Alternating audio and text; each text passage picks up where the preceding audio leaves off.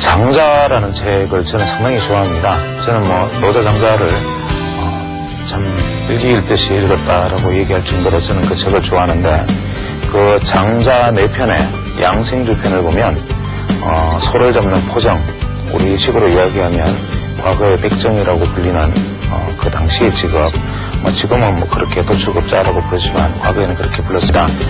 포정을 문해군이라는 사람이 소를 잡는 포정을 만나서 나눈 대화가 이 양생주 편에 실려 있습니다. 문해군이 이 포정에게 소를 잡기를 부탁하고 옆에서 구경을 하는데, 이 사람이 어찌나 칼을 잘 놀리는지 아주 고기를 너무나 잘 쓸고 또 소를 너무나 잘 잡아서 이 사람에게 물어봤습니다. 그때는 어떻게 해서 이렇게 칼 놀림이 훌륭한가라고 물으니까, 이때 이 소를 잡는 포정이 한 말이 바로 이런 말이었습니다. 제가 좋아하는 것은 도로서 그것은 기술에 앞서는 것입니다. 제가 처음 소를 잡을 때는 눈에 보이는 것은 소뿐이었습니다.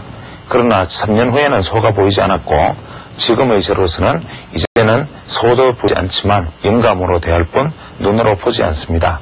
이렇게 대답을 했다고 합니다. 즉, 이 사람은 감관은 멈춰버리고 영감으로 소를 잡는다, 이렇게 말을 했다고 하는데, 이 사람이 다시 문해군에게 말을 하기를 날이 없는 칼로, 그러니까 아주 잘 갈아진 칼이라면 칼끝이 아주 날이 두께가 없을 텐데, 두께가 없는 칼로 뼈와 근육 사이에 있는 틈을 가르는 것이니, 두께가 없는 날이 존재하는 틈을 가르는 것이니 어떻게 칼끝이 무뎌질 수 있겠습니까? 즉, 칼을 이용해서 소뼈와 살 사이에 있는 공간을 잘 다스려 들어가면 소는 아주 완벽하게 해체되고 깨끗이 칼날을 상하지 않게 소를 잡을 수 있는데, 보통 처음 시작한 포정은 한 달에 한 번씩 칼을 갈고, 좀 잘하는 포정은 1년에 한 번씩 칼을 갈는데, 저는 19년이나 이 칼을 사용하였지만 단 한 번도 칼끝이 무뎌지지 않았습니다 라고 다시 한번 얘기를 합니다. 그리고는, 그러나 저도 한 번은 소를 잡다가 숨을 멈추고 깊이 생각한 다음에 이 칼을 사용을 하는데, 그때는 언제냐면 소의 부분에는 근육과 인대, 힘줄, 뼈가 한데 뭉쳐진 부분이 있어서 이 부분을 함부로 대하면 칼날이 무뎌지고 칼이 부러지기가 쉽기 때문에, 이때는 한 걸음 물러서서 숨을 멈추고 아주 천천히 작업을 하면 그 부분을 잘 해체된다 하면은 고기가 쏟아지고 소가 완벽하게 해체됩니다. 이렇게 답변했다고 합니다. 우리가 이 이야기에서 취할 수 있는 것은, 우리는 항상 어떠한 것이 기술로서 이루어질 것이다 라는 착각을 하고 삽니다. 예를 들면 주식 투자 역시 내가 주식 투자를 잘 못한다면 기법이 모자라서 그렇다, 혹은 우리가 일반적으로 주식 투자를 잘 한다는 사람은 기법이 훌륭해서 그렇다, 이렇게 생각을 합니다. 이것은 역시 소를 잡을 때 망나니가 춤을 추듯 소를 고기를 쓸고 둔부를 쓸고 근육을 바로 자르는 기술을 이야기하는 것과 다름이 없습니다. 즉, 소를 잡을 때는 이 포정이 한 것처럼 근육과 뼈 사이에 있는 보이지 않는 틈을 아주 날이 없는 두께가 없는 날로 바로 스며드는 느낌으로, 즉 감감보다 영감으로 잡아가는 이 모습, 이것은 바로 오랜 기간의 경험과 숙련된 것이 한꺼번에 뭉쳐져서 일어나는 것이 아닐까 합니다. 주식 투자 역시 마찬가지입니다. 현재 여러분들은 지금 기술적 분석 강의를 시청하고 계시고, 또 여러분 주변에 소위 고수라고 불리는 자칭 타칭의 고수들이 무수히 널려 있습니다. 이러한 사람들이 만약에 기술이 뛰어나다고 자랑하면 이 사람은 바로 포정의 지혜를 갖지 못하고, 그것은 소를 잡는데 아무데나 칼을 휘두르면서 한 달마다 칼을 바꾸는 사람이라고 생각해야 하고, 또 어떤 사람이 시장을 이야기하면서 내가 알 수 있는 길은 없다라고 얘기하지만 이 사람이 가지고 있는 수익률이 묵묵히 진행된다면 우리는 그 사람을 옆에서 지켜보면서 이 사람이 가지고 있는 포정의 지혜는 어떤 것인가라는 점을 잘 지켜보면서 배워나가는 것도 한 바람직한 전략이 아닐까라는 생각이 들고, 현 국면은 특히 주식시장에서 바로 포정이 이야기한 근육과 인대와 뼈와 살이 한꺼번에 묻혀있는 급소에 해당하는 곳이기 때문에 칼을 한번 잘못 휘두르면 칼이 부러질 수 있다는 점을 깊이 새겨두어야 하지 않겠나라는 생각입니다.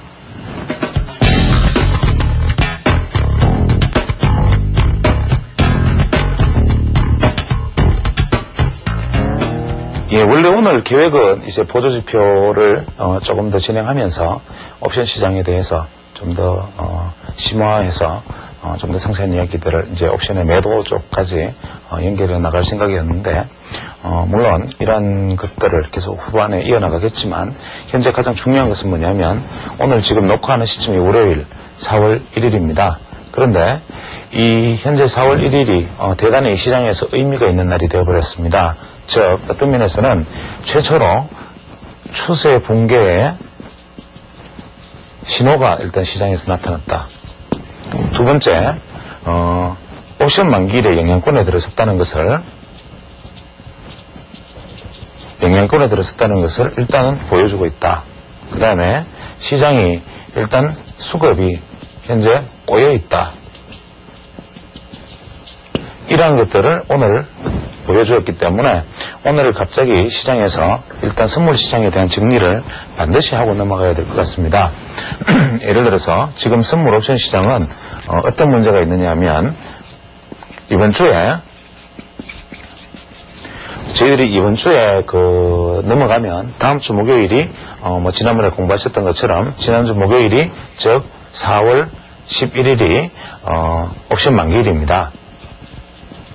옵션 만기일이고 이 방송이 지금 토요일에 진행되겠지만 모든 것은 같이 논리적으로 생각하면 되니까 이것을 이번에 정리를 하면 오늘 처음으로 시장이 백오데이션 상태에 의미 있는 백오데이션 상태에 놓였습니다. 즉 우리가 선물과 코스피 200의 괴리가 일단 약 0.2포인트 정도 수준까지 괴리가 일단 벌어졌고 두 번째 일단 선물이 분봉 기준으로 추세를 이탈했습니다. 그 다음에 세 번째 이 부분들을 해소해 나가는 과정 속에서 옵션 만기일의 영향이 나타났다라고 제가 말씀을 드렸는데 시장에서 단순히 선물의 어떤 베이시스 차이가 왜 이 옵션 만기일에 영향이 나타났다고 하는지를 지금 되새겨보면서 오늘의 증권사 시황지 하나를 우리가 같이 풀어나가면서 이것을 이번 주말에도 어떠한 식으로 이제 주말에 시황을 정리하고 다음 주부터 내가 어떻게 대응할 것인가라는 점에 대해서 공부를 하면 선물 시장에 대해서 제가 지난번에 한번 한 꼭지 넘겨두었던 선물 시장의 어떤 강세와 약세의 판단, 선물 시장의 어떤 진입과 나우세, 그러니까 진퇴의 어떤 결정에 대한 의사결정, 이런 방식들에 대한 생각들을 같이 이어나갈 수 있지 않을까 싶고, 어떤 면에서는 지금 선물 옵션에 대해서 지금 해나가는 것들 중에서 공교롭게 이번 만기일이 굉장히 4월 11일이 의미 있는 중요한 변곡일이 될 수 있기 때문에 이왕 지금까지 강좌를 했으니까 이것이 비록 일주간의 인터벌을 두고 이번 토요일에 방송이 된다 하더라도 투자자 여러분이 실제적으로 도움을 받았으면 하는 생각에서 오늘의 시장을 한번 복기를 해보겠습니다. 오늘의 시장은 정리를 해보면 일단 기관 투자자, 즉 투신을 중심으로 한 기관 투자자의 선물 매수 약 5천 계약의 매수와 외인과 개인 투자자의 선물 매도로 요약할 수 있고, 세 번째로는 백오데이션이 장중 0.2포인트 종가 기준으로도 마찬가지인데 0.2포인트 수준의 백오데이션으로 시장이 마무리되었다는 점. 네 번째, 이번에 시장의 차익거래 잔고가, 즉 프로그램 매물이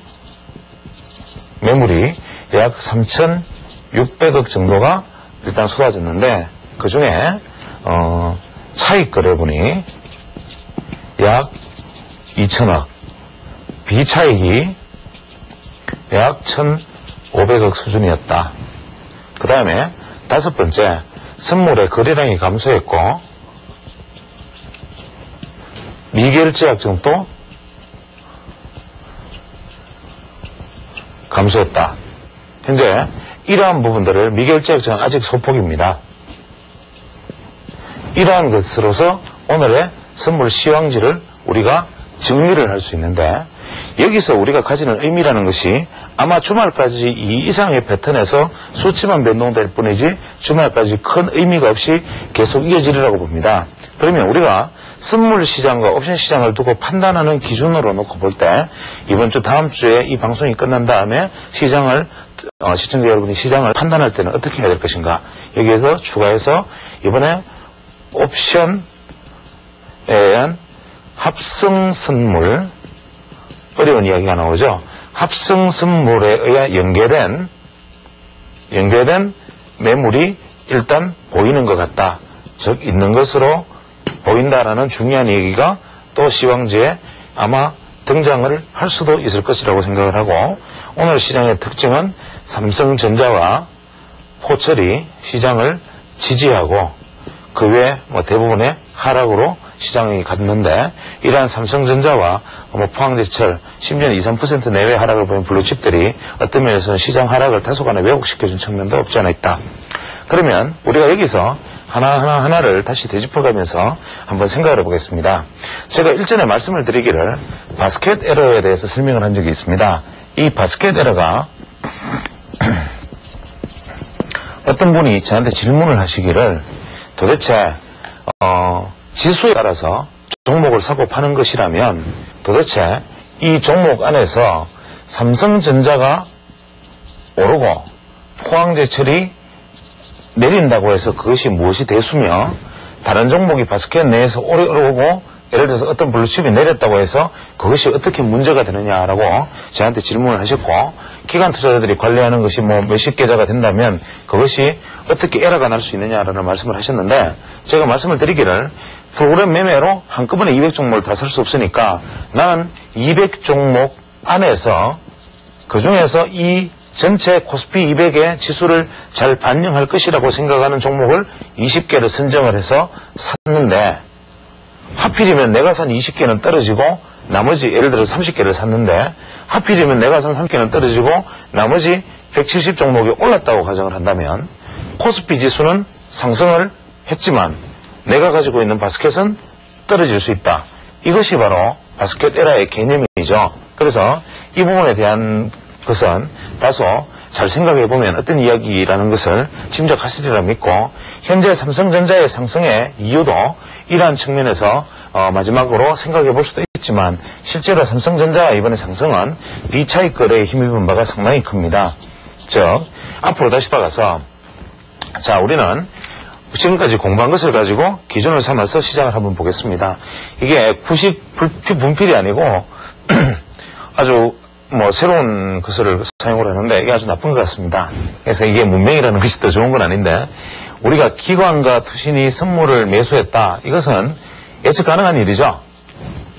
네.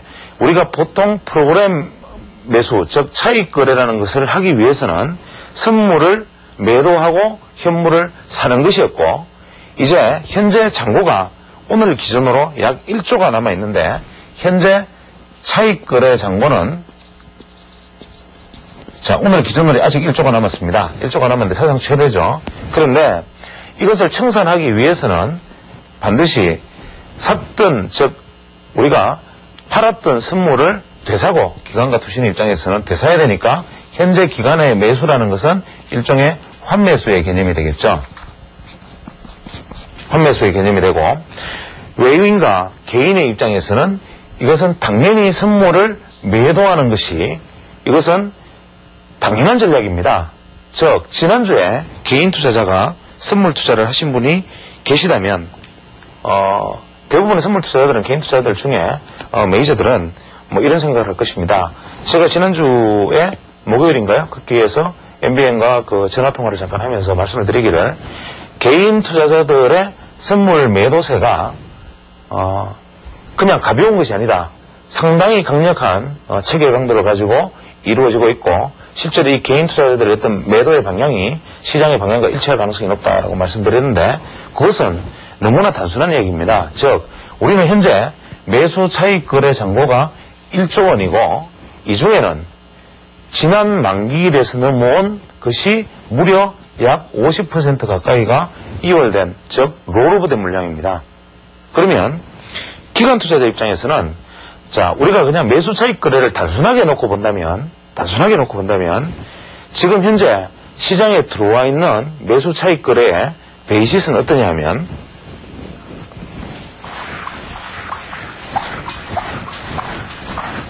현재 우리 시장에 들어와 있던 현재 선물 시장의 베이시스는 즉 제가 말씀드렸다시피 이 베이시스가 현재 코스피 200과 선물 지수 간에 이 괴리 베이시스가 크면 클수록 좁히면서 수익이 많이 나는 것이 차익거래라. 이까지는 아시리라고 있습니다. 이거 만약에 모르면 이제 VOD 보기로 다시 돌아가셔야 되는데 이 선물 베이시스가 1포인트를 유지하고 있을 때 우리가 10억에서 투자해서 1천만 원의 수익이 나는 구조다. 이렇게 말씀을 드렸죠. 그런데 대부분의 그때 당시에 초기에 매수 차익 거래는 어떻게 들어왔느냐 하면 자, 우리가 시장이 하락을 하고 있었고 역베이시스를 보이고 있었습니다. 즉 처음에는 하락할 때는 이렇게 선물이 내려오고 그 다음에 현물이 이렇게 내려오고 있었기 때문에 이것은 역베이시스죠. 여기서 베이시스가 좁아지기 시작하면서 이제 선물과 현물이 만납니다. 선물은 올라오기 시작하고 현물은 서서히 상승하기 시작하면 선물의 상승 속도가 더 빠릅니다. 왜냐하면 선물은 시세에 세뇌하니까 시장 메이저들이 시장의 방향을 예측하고 시장 메이저들이 시장의 방향을 예측하는 쪽으로 쏠리기 때문에 일반적으로 투자들이 가지고 있는 것보다 민감하게 반응을 하죠. 그래서 여기서부터 베이시스가 벌어지기 시작합니다. 여기서 정베이시스 0.1 또 이렇게 간다면 여기서는 정베이시스 0.2 콘텐고 0.3 콘텐고 0.4 뭐 콘텐고 1 이렇게 이제 넓어지겠죠. 그러면 우리는 여기서 매수 차익 거래가 현재 들어왔습니다. 0.2에서 그러면은 우리가 10억 기준으로 얼마를 벌 수 있느냐 100만 원을 벌 수 있죠. 200만 원을 벌 수 있죠. 베이시스 0.2에서 매수 차익 거래가 들어왔다면 또 0.3에서 들어올 겁니다. 0.4에서 더 크게 들어오고 또 들어오고 이렇게 들어오는데 이것이 청산을 하려면 중간에 이것이 이렇게 좁아졌다가 다시 넓어져야 되는데 그런 틈을 주지 않고 베이시스는 이런 식으로 계속 넓어졌던 거죠. 넓어지니까 매수 차익 거래 잔고가 청산할 기회가 없이 계속 쌓입니다. 즉 이렇게 와서 현물이 따라와서 이렇게도 가지고 하면서 벌어졌으면 프로그램 매수가 들어왔다가 청산됐다가 또 들어왔다가 청산됐다 들어왔다 청산됐다 했겠지만 지속적으로 서서히 벌려나왔기 때문에 청산에 기회가 없었고 또 지난번 기관들이 여러 가지 이유로 대부분 롤오버를 시켜놓은 상황인데 지금 보시다시피 베이시스가 우리가 뭐 1포인트, 2포인트 수준의 큰 폭 베이시스라면 우리가 기관 투자자들 입장에서 뭐 3개월 뭐 이렇게 들고 가서 만기일 날 청산해도 스트레스가 없습니다. 매수 차익 거래는 만기일까지 들고 있어도 수익이 나는 거라 그랬으니까 무위험 거래니까.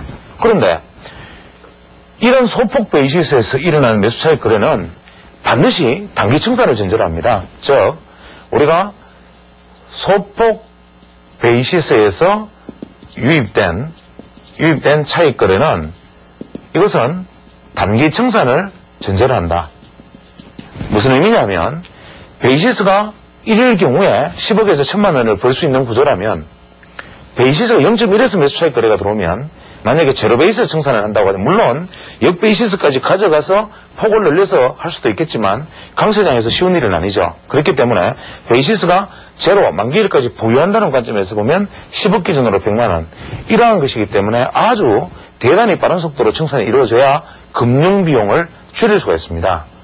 왜냐하면 현재 이 기관 투자자들 입장에서 이 돈을 가지고 제가 말씀드렸다시피 그냥 금전적으로 은행에서 금리 운용을 했을 경우에 나올 수 있는 수익도 안 된다는 거죠. 만약에 보유해서 가버리면. 그래서 매수 차익 거래 잔고는 끊임없이 차익 거래가 빈번하게 들어왔다가 들어온 것이 청산되고 새로운 차익 거래 설정되고 하는 과정을 계속 거쳐야 하는데 이러한 것들이 롤오버가 되어버렸기 때문에 지금 시간 개념으로는 상당히 시간 손실을 지금 입고 있는 부분들이 있을 겁니다. 이게 무슨 얘기냐면 만약에 베이시스가 0.1, 0.2 상태에서 혹은 0.3, 0.4에서 들어왔다 하더라도 이미 전월물, 즉 3월물에서 베이시스에서 들어온 것이 현재까지 롤오버 돼서 한 달을 만약에 이런 뭐 말이 안 되는 얘기지만 만약에 현재 뭐 한 2개월 내지 3개월이 지난 물량을 보유하고 있다고 가정을 한다면 이거는 굉장히 심각한 손실을 나는 지금 차익 거래가 되는 거죠. 그래서 이 베이시스의 폭이 좁은 상황에서 들어온 것은 단기 청산을 전제로 한 것이고 베이시스 폭이 크다면 안고 갈 수 있는 여유가 있는데 혹은 짧게 들어왔더라도 반드시 청산 기회를 중간중간에 주면서 베이시스를 좁혔다 넓혔다 해야 되는데 이번에는 사여버렸기 때문에 이것이 이만큼에 지금 왔다. 그러면 운용자 입장에서는 다소간의 초조감을 느낄 수 있는 상황에 지금 와 있다. 초조감. 이랬을 때 우리가 선물 거래자들 입장에서는 그것도 선물 투기 거래자, 즉 우리가 선물 거래를 차익 거래를 하는 사람들을 했죠. 즉 차익 거래를 하면서 예를 들어서 내가 현물을 많이 사면서 해지 목적으로 선물을 거래하는 사람이 있는 반면 차익 거래자가 존재하고 선물 자체만 거래하는 사람을 우리는 투기 거래자라고 부르는데, 이 투기 거래자들 입장에서 매도의 찬스와 매수의 찬스를 지금 노리고 있습니다. 노리고 있는데 지금 투기 거래자 입장에서 지난주를 가만히 보면 매수 차익 거래자는 정보가 1조 2천억에 현재 기관 투자자들의 보유에 대한 보유 피로가 나타나고 보유 손실이 나타날 수 있는, 금융 손실이 나타날 수 있는 시점에 지금 접어들고 있습니다. 그러면 기관 투자자 입장에서 그런데 공격적으로 함부로 매도를 할 수는 없죠. 왜 매도 포지션을 함부로 취할 수 없느냐 하면 함부로 매도를 하려고 덤볐을 때 차익 거래자 입장에서는 반가운 일이지만, 즉 무슨 얘기냐면 기관 투자자 입장에서도 차익 거래 운용자 입장에서는 베이시스가 악화되면서 내가 청산할 수 있는 기회를 주는 것이 대단히 반가운 일이긴 하지만 비차익 거래자 입장에서는 대단히 반갑지 않은 일입니다. 이것은 뭐냐면 그냥 우리가 소위 말하는 펀드가 프로그램을 이용해서 종목을 사들이는 거죠. 즉 주식형 펀드에 돈이 들어오면 기관에서 주식을 지금 사들입니다. 고유 계정으로 사든 고객 계정으로 사든 그렇게 사들이고 있는데, 내가 종목을 지금 많이 사고 있는데 주가가 빠지는 것을 용인하겠는가? 그렇지 않습니다. 그러면 이 사람들이 만약에 현물로 끌어올린다든지, 그 다음에 그렇게 되면 선물 투자자들 중에 시장의 추가 상승으로 마음을 돌려가지고 선물 매수에 나서버린다면 공격적인 매도에 대한 손실이 굉장히 커집니다.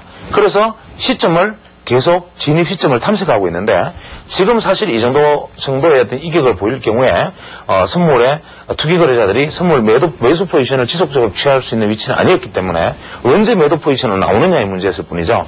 그런 관점에서 놓고 보면 그냥 추세는 간단합니다. 비차익 거래 유입의 강도가 약해지는 시점이 되겠죠.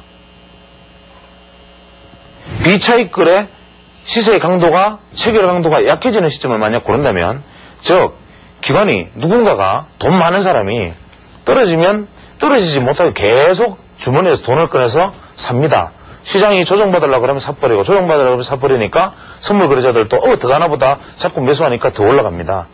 그래서 청산 기회가 없는데 이 사람이 돈이 조폐공사는 아니니까 언젠가는 떨어질 것인데 이게 언제 떨어지나만 보고 있는 거죠. 그러면 비차익 거래가 이렇게 증가하다가 비차익 거래가 감소하는 시점, 이 시점이 바로 시장의 지지력이 감소하는 시점이라고 볼 수 있습니다. 왜? 외국인 투자들은 일단 현물에서 매도 내지는 보합 구도로 가고 있고 개인 투자자들은 미수가 1조가 넘어 있는 상황인데, 지금 시장을 버팅길 수 있는 힘은 이 비차익 거래자들밖에 없는데, 이 차익 거래자가 1조 2천억에서 차익 거래를 더 유입시킬 수는 없고 보유 시간에 대한 손실은 커지니까 우리는 계속 현재 비차익 거래 물량이, 그러니까 매수 물량이 언제 감소하나만 보고 있는 겁니다. 그 시점이 지난 주말과 현재 오늘이었습니다. 오늘 아침부터 비차익 거래 유입이 상당폭이 감소하기 시작하고 오히려 비차익 거래에서도 최종적으로는 무려 1,500억의 매도가 나왔습니다. 시장 지지의 한계를 일부 느꼈다는 거죠. 단기로든 중기로든. 그러면 선물 매도들은 아주 공격적인 매도 전략을 취하게 됩니다. 자신감을 가지고 시장의 아침이 오늘 장을 살펴보더라도 아침에 잠시 플러스로 돌아섰다가 마이너스로 내려갔는데, 이때 플러스로 돌아섰다가 비차익 거래에서 프로그램 매수 유입이 진행되지 않는 것을 보고, 그렇다면 지금 공격해버리면 무너진다. 기관 입장에서는 반대할 이유가 없다. 왜? 차익 거래 청산을 해야 되는데 차익 거래자 입장에서는, 기관의 차익 거래자 입장에서는 선물이 무너지는 것을 반길 것이다. 청산 기회를 계속 시간 비용 때문에 걱정하고 있었는데 청산 기회가 주어졌으니까 이렇게 반가운 일이 있나 하고 기다릴 것이고, 비차익 거래 운용자 입장에서는 에라 이제는 조정을 한번 받아들여 보자 하고, 이게 지금 청산이 되는 과정에서 이걸로 버티는 것도 한계다라고 생각하는 시점이다라고 결론을 내릴 수가 있었죠. 그러면 굉장히 공격적인 선물 매도가 들어옵니다. 그래서 선물이 결국은 제일 마지막에는 아주 급나가면서 시장의 장중에 마이너스 0.2포인트까지 했던 역배이 시세를 보이면서 장이 마감했고, 그러나 우리는 여기서 예상대로 일단 그렇게 되었다라고 생각을 할 수 있는데, 한 가지 이렇게 생각만 하고 그냥 이후에도 똑같은 대응을 할 수 없는 문제가 하나 있습니다. 즉 여기에서 설정되었던 즉 적은 범위에서 설정되었던 것들은 청산이 되었을지는 모르겠으나, 여기에서 설정되었던 부분들이 과연 얼마나 청산이 되었는지를 보면 의외로 이 차익거래 잔고가 청산이 많이 안 되었다. 즉 이제는 기회가 주어지면 다 청산할 줄 알았는데, 이 잔고 청산 중에 사실 1,900억 정도가 1조 2천억 중에서 1,900억 정도만 청산이 이루어지고, 이 비차익에서 오히려 그에 상응하는 양만큼의 매도가 더 오히려 들어왔다. 즉 현물을 직접적으로 기관에서 매도를 해버렸고, 차익거래 잔고 청산이 생각보다 오히려 미미했다. 우리가 최대 한 4천억 정도가 청산해본 경험이 있는데, 물론 이 청산이 너무 크면 여기서 문제가 되기 때문에 더 이상 청산을 한꺼번에 못할 수도 있지만, 의외로 여기서마저도 지금 매도가 나오는 상황인데, 이것은 왜 이런가? 이것은 두 가지로 생각할 수 있습니다. 즉 이 정도 역베이시스로는 차익거래에서 수익을 지금 낼 수 있는 상황이 아니다. 이미 보유기간이 좀 길어져 버렸고, 또 여러 가지 이유로 인해서 차익을 낼 수 있는 기간이 아니다. 두 번째는 일부 호사가들이 말하는 것처럼 LG전자가 매매 중단되어 있기 때문에, LG전자가 매매 중단되기 전에 바스켓에 LG전자를 편입한 펀드들은 이 LG전자가 다시 상승될 때까지는 청산하지 못한다. 이런 호사가들의 이야기도 있습니다만은, 이런 경우에는 결론적으로 가장 쉽게 생각하는 것은 우리는 차익거래 잔고를 지금 청산해가지고는 남는 장사가 안 된다는 겁니다. 그러면 뭐냐? 좀 더 심각한 백오데이션을 만들어야 일어난다는 건데, 그렇다면 우리는 시장이 만약에 이 차익거래 잔고가 좀 더 심각한 수준의 베이시스, 더 심각한 베이시스가 만약에 발생을 해야만 청산이 가능하다면 어떻게 되느냐? 시장의 하락폭은 상당히 청산에 의해서 깊어질 수가 있습니다. 따라서 현재 기관의 생각이 어떠한 것일 수는 알 수 없으나, 이 프로그램 매수 잔고가 제가 보기에는 최소한 한 6천억 수준까지 내려와야 일단 프로그램 매물에 대한 압박은 일단 한번 피해갈 수 있을 것처럼 보이는데, 지금 현재 추정컨대 다음에 이게 강의를 계속 해가면서 말씀드리겠지만, 현재 차익거래 잔고 안에서 옵션과 연계된 것이 약 한 3천억 정도가 될 것이라고 일단 보입니다. 그런데 오늘 옵션과 연계되어서 청산된 것이 만약에 이 차익거래 2천억 중에 만약에 한 500억이라도 된다면, 실제로 선물 연계해서 차익 청산된 것은 약 1,500억밖에 되지 않는다. 그래서 이 시장의 지금 움직임이 굉장히 초미의 관심사가 되고 있는데, 이 베이시스에 대해서는 대단히 민감한 생각을 가지고 있어야 됩니다. 그래서 특히 현재 투자자 여러분들은 주말이 되어도 마찬가지인데, 이 비차익 거래의 어떤 정감의 어떤 곡선이 모멘텀을 형성하는가 아닌가 하는 것을 유심히 지켜보면, 이번에는 의외로 베이시스가 청산되면서 비차익으로 지수를 받쳐서 올라가는 선순환이 아니라, 이것이 오히려 비차익이 무너지면서 선물 매수자들에게 매도 기회를 제공하고, 더욱더 베이시스는 나빠지면서 차익거래 잔고가 청산되는 악순환의 고리, 즉 비셔스 사이클, 악순환의 고리를 형성할 가능성에 대해서도 마음의 준비를 반드시 하고 있어야 된다는 겁니다. 그 다음에 두 번째, 옵션 합성, 그 다음에 세 번째, 선물 거래량과 미결제 약정의 증감 여부를 지금 이번 주말까지는 반드시 염두에 두고 있어야 시장의 추세에 대해서 대응을 할 수가 있는데, 그만큼 현재 시장은 중요한 상황입니다.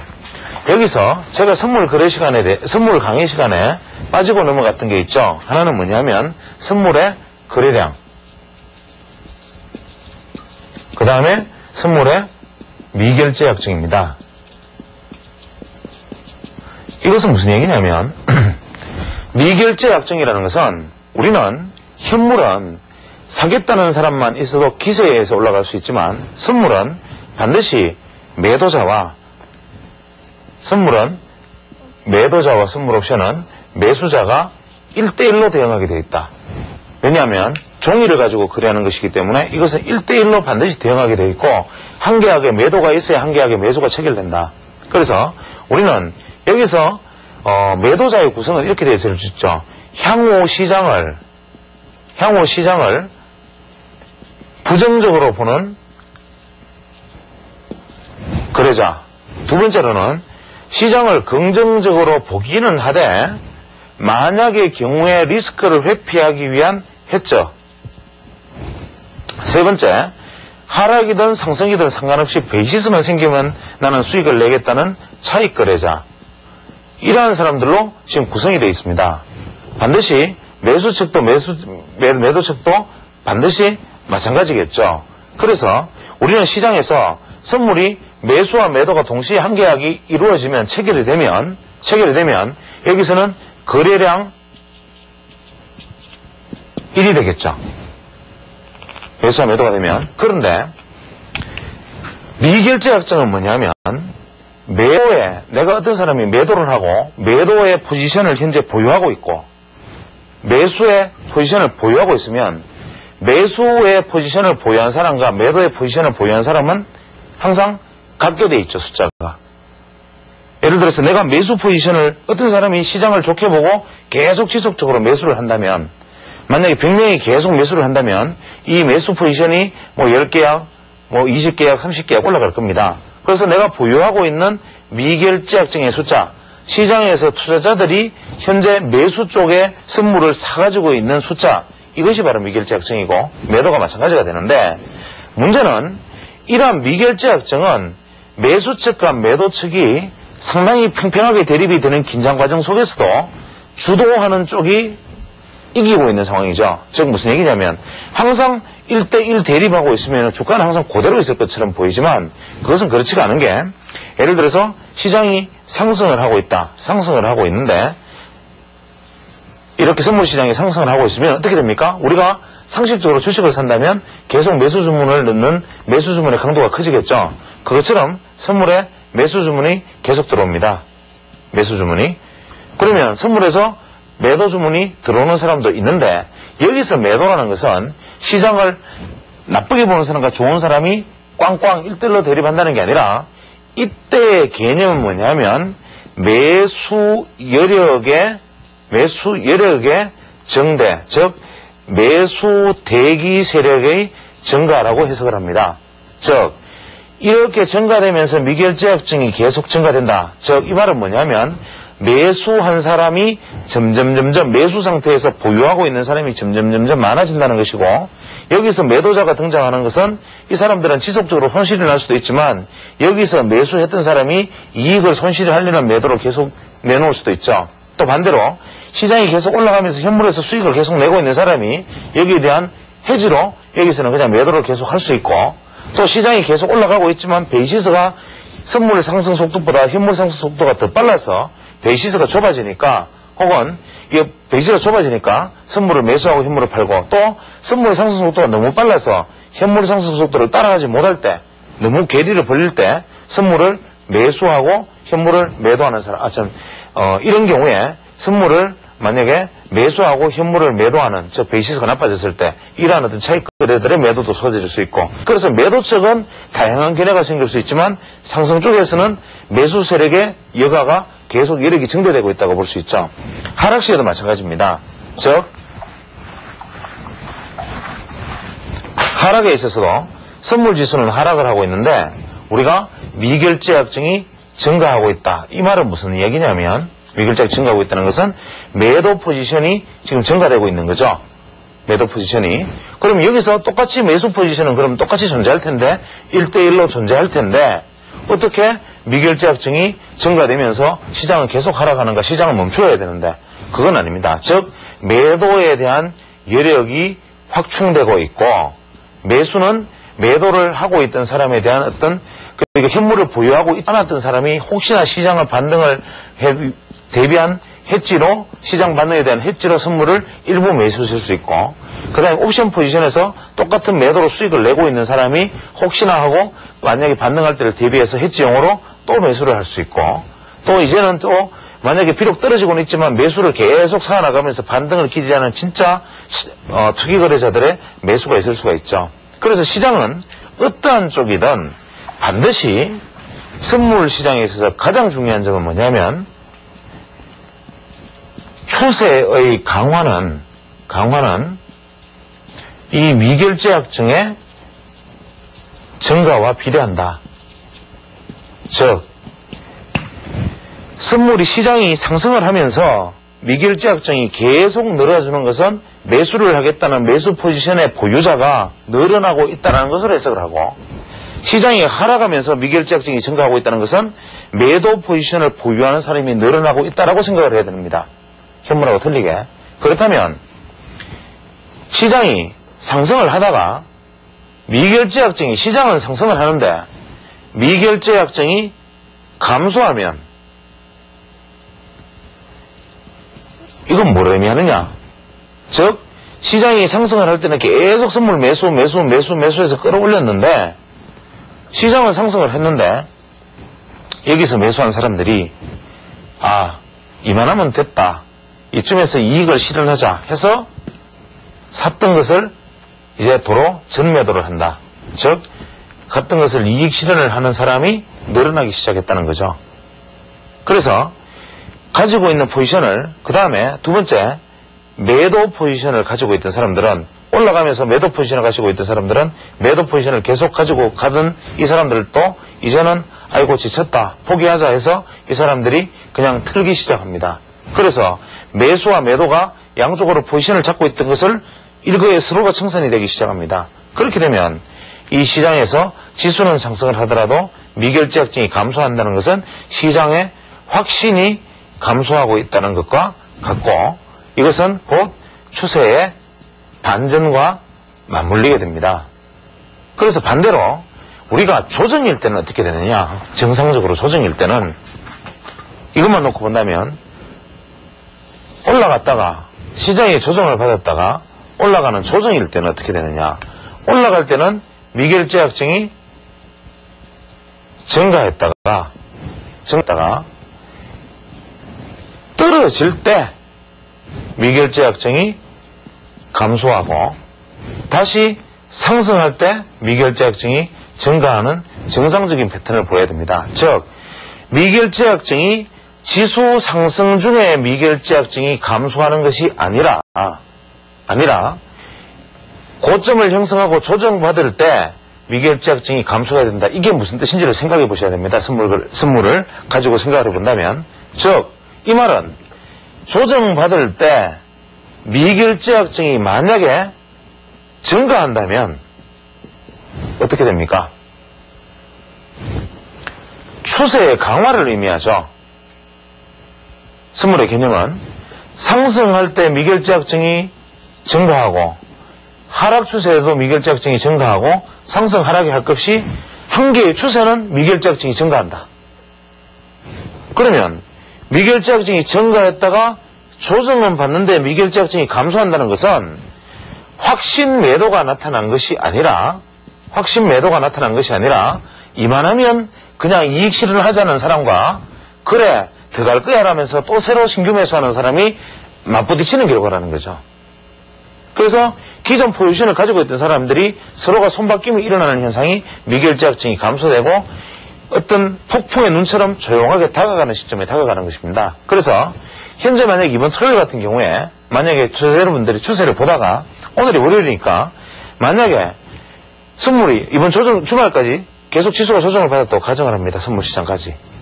그런데 미결제약증이 월화수목금토 미결제약증이 증가했습니다. 이건 뭘 의미합니까? 다음 주부터 추세적으로 시장은 계속 조정을 많이 받을 것이다 라는 생각을 할 수가 있고, 선물시장이 조정을 받고 있는데 미결제약증은 오히려 감소하고 있다. 이것은 뭡니까? 확신 매도가 아니다. 이것은 어떤 여러 가지 기관들의 사바사바하는 여러 가지 생각들, 혹은 뭐 선물의 어떤 선도 세력들, 그 다음에 어떤 메이저 세력들이 생각하는 어떤 하나의 전략에 의해서 소위 말하는 전략적 조정 국면이다. 전략적 조정 국면이다. 이렇게 생각을 할 수 있습니다. 그래서 이러한 부분들을 우리는 미결제약증이라는 것으로서 판단을 할 수가 있고, 두 번째, 선물의 거래량이라는 것을 본다면, 선물은 거래량이라는 것이 의미가 있다는 사람과 없다는 사람으로 대단히 많이 나뉘어 있습니다. 왜냐하면 선물이라는 것은 현물과 달리 매수와 매도의 균형점을 가지고 상환하는 것이 아니기 때문에 선물의 거래량이 어떠한 의미를 가지고 있느냐라고 생각하지만 저는 선물에 있어서 굉장히 거래량이 의미가 깊다고 생각합니다. 이거는 미결제약증만큼이나 중요한 건데 선물 거래량에서 중요한 개념 두 가지는 브로우 오프, 그 다음에 브레이크 아웃. 브로우 오프 볼륨, 브레이크 아웃 볼륨, 이 두 가지의 그 개념이 대단히 중요한데 이것은 바로 우리가 선물 거래에 있어서 만약에 선물 거래가 미결제약증의 청산이 이루어진다면, 예를 들어서 선물이 이렇게 상승을 한다면 어떻게 되겠습니까? 포지션을 계속 취하는 사람이 늘어나기 때문에 선물 거래량은 지속적으로 똑같은 상승을 보이고 있는데, 만약에 선물이 하락으로 갔을 때 선물의 거래량이 계속 상승으로 간다면 이것은 심각한 문제를 일어납니다. 이것은 다음 시간에 제가 다음에 선물 거래량에 대해서, 사실 선물 시장의 거래량 분석 내지는 현물 시장의 거래량 분석은 거의 한 3시간에서 5시간을 해도 다 할 수 없는 이야기에 속하는 것이기도 하고 의외로 상당히 많은 복잡한 부분이 있는데, 여기서 일단 이번 시장을 대응하기 위해서는 지금 제가 시간 관계상 제가 간단하게 일단 하나의 핵심만 말씀드리겠습니다. 만약에 주말 안에 지금 현재 선물 거래량이 월요일인데 지금 현재 지수가 이렇게 오다가 지난 목금 이번 월요일까지 이렇게 지수가 선물 지수가 하락 국면을 보이고 있습니다. 선물 거래량을 보면 이미 이 앞에서 상승을 했다가 선물 거래량이 먼저 선행해서 지금 감소를 하고 있는데 이것은 의미 있는 일입니다. 단 선물 거래량이 고점을 돌파하는 브로우오프가 나타나는데 시장이 반전을 하지 못한다면 이것은 심각한 일이 될 수 있습니다. 이 이유에 대해서는 제가 다음에 그 선물의 거래에 어떤 선물 거래에 대한 어떤 좀 더 심화된 이야기를 제가 꼭지를 넘겨서 다음에 선물 전략 기준으로 실매매를 같이 한번 해보겠다고 말씀드렸는데 그때 말씀을 드리기로 하고, 투자자 여러분이 이번 4월 11일 옵션 만기일을 맞이해서 대응해야 될 것은 이번 주말에 정부 차트를 가지고 선물시장의 거래량을 한번 분석하고 선물시장 시황지를 꼼꼼히 읽어본 다음에 다음 시장을 판단하셔야 됩니다. 즉 미결제 약정이 시장이 만약에 주중에 조정받고 주말에 되돌린다면 증가해야 되고, 만약에 시장이 이렇게 계속 조정을 받았다면 미결제 약정은 절대적으로 증가하면 안 됩니다.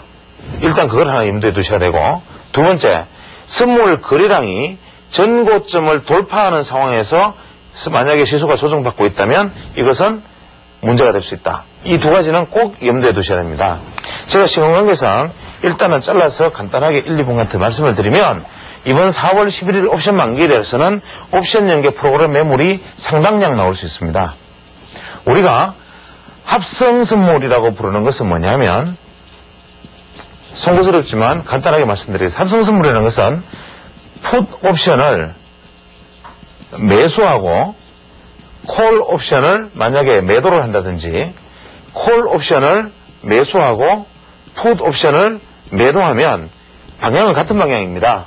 이것은 뭐냐면 선물을 사고 팔기에는 많은 비용이 드니까 옵션을 이렇게 만약에 거래를 한다면 이것은 선물의 방향성을 가지는 것과 똑같은데, 이러한 전략을 취하면서 현물을 연계해서 만약에 풋옵션 매수, 콜옵션 매도를 하면서 현물을 매도한다든지, 반대로 콜옵션 매수와 풋옵션 매도를 하면서 현물을 이게 매도한다든지 현물을 매수한다든지, 이러한 전략을 우리가 옵션 합성에 의한 프로그램 매매 전략이라고 부르는데, 이러한 어떤 전략적 차원에서 보았을 때 이번에 옵션 만기일에는 약 한 2천억에서 3천억 수준의 매물이 나올 가능성이 있고, 저는 의외로 1조에 지금 해당하는 프로그램 잔고가 이번에 이후에 벌어진 것은 선물 연계가 아니라 옵션 연계일지도 모른다는 생각을 하고 있기 때문에 이번 옵션 만기일에는 지난번처럼 만기일날 급등하는 현상을 기대하는 것보다는 만기일 하루 전에 시장을 피하고 보는 것이 더 바람직한 것이 아닌가 생각합니다.